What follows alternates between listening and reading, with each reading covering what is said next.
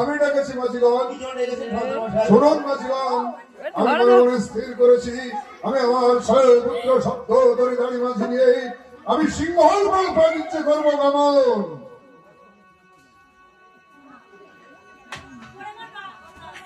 আর ও মাঝি, ও মাঝি, চলে গেল।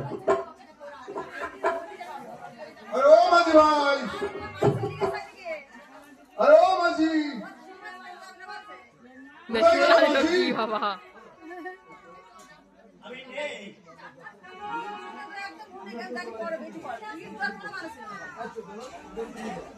আর ও মাঝি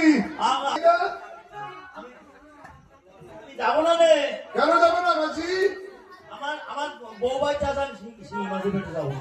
শিঙি মাছ নয় মাঝি, শিঙি মাছ নয়। আরে মাঝি ভালো করে আমার কথাটা শোনো। রাজা চন্দ্রকান্ত সওদাগর আমি বাণিজ্যে যাব 12 বৎসরের জন্য। সিংহল পাড়ে সিংহল পাট, শিঙি মাছ নয়।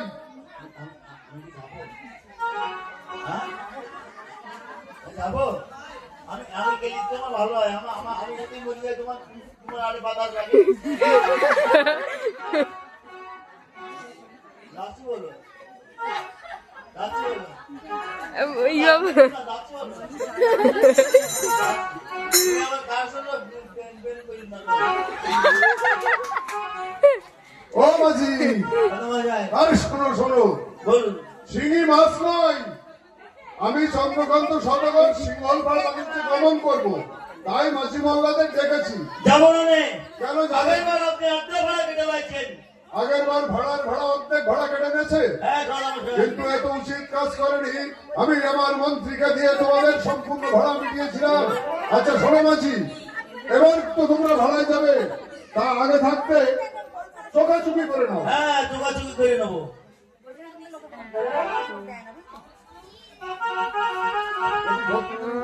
আরে ও মাঝি, ও কি করছো?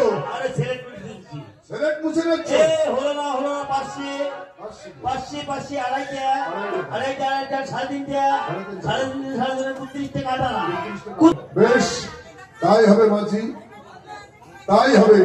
16 রকম 1 টাকায় দেওয়া হবে। কিন্তু মাঝি তোমাদের কি আর কিছু চাইবার আছে? আছে। কি চাইবার আছে? এই জলপথে